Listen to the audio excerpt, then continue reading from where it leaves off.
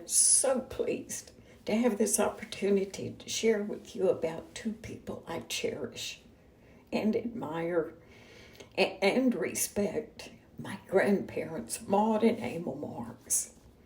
I'm one of two granddaughters of Maud and Emil, among 5 grandsons.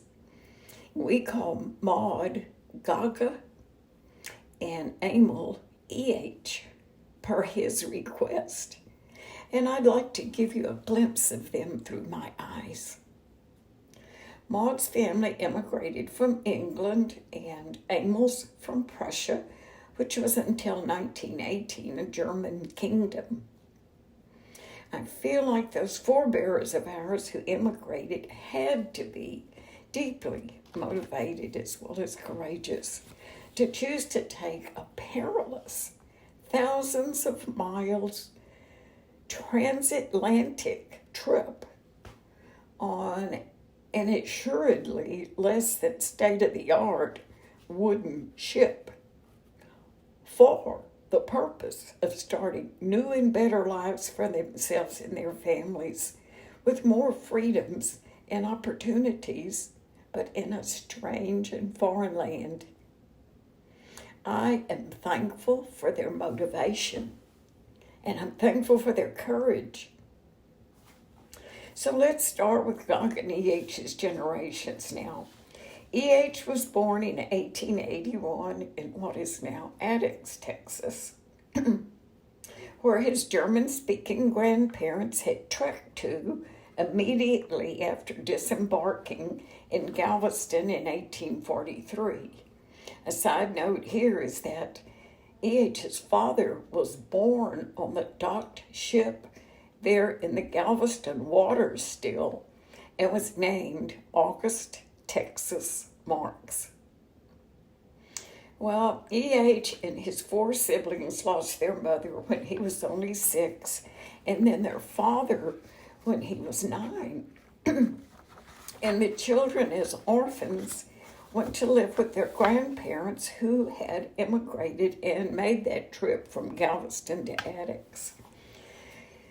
The youngsters soon became too much for them, though, and E.H. said, so they just farmed us out to different family members.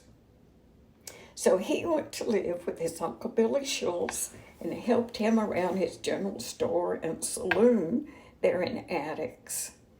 And then before long, his mother's sister and husband, Tanta Lula, and Uncle Ruth Muskie invited him to live with them up at Pattison, Texas. On their, they had a cattle spread up on the Brazos River, and that is, E.H. said, where he learned the cattle business. And there with his aunt and uncle, he had a home, and it was filled with love. And he said strict discipline and high moral principles and good work ethics. As far as schooling, he shared he never got out of the 3rd reader. And he told us he worked for his Uncle Ruth and many others, and as he herded cattle on the prairie and listened around the campfires at night, he had learned how to judge cattle, judge horses, and also judge men. He also learned a lot of history and some geography from seasoned cowboys that worked from one ranch or one area to another. And he learned about math. He learned math, which was important to the cattlemen, and also just a lot about life. He was not a very tall man. He was about 5'7" and a slight built, just as his brothers August and Willie were.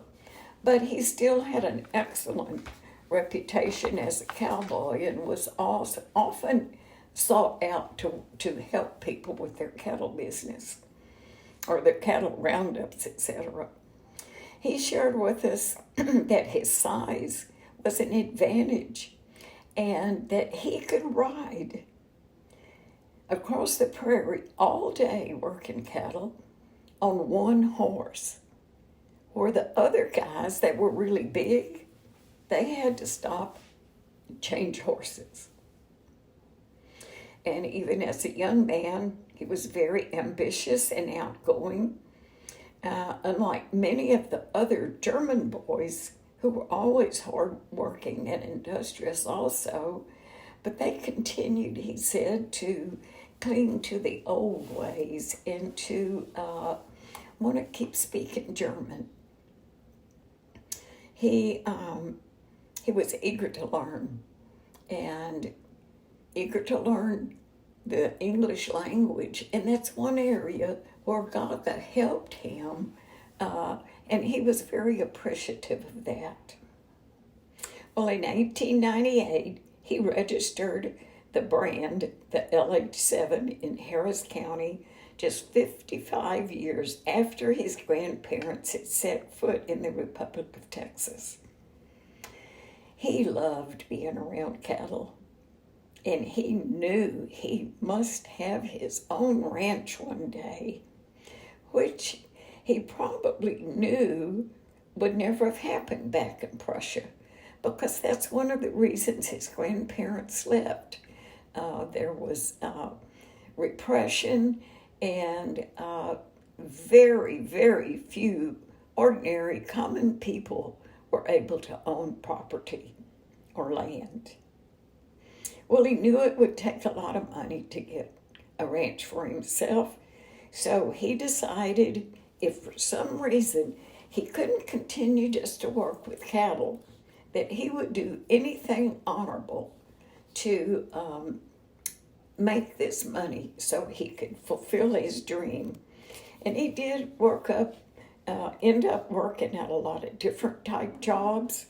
For instance, he roped wild horses on the prairie. He gentled them and broke them to ride, and then he could sell them. He worked in the Spindletop oil field in Beaumont. He worked on the Texas City docks. And he helped plant trees you might see on the Rice University campus.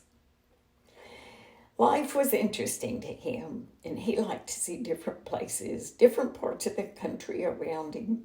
And in 1904, he and a buddy even took a train trip to St. Louis to see the Louisiana Purchase Exposition. But he never forgot a gal that he had met at a dance. He never forgot this 16-year-old raven-haired beauty named Maud May Smith.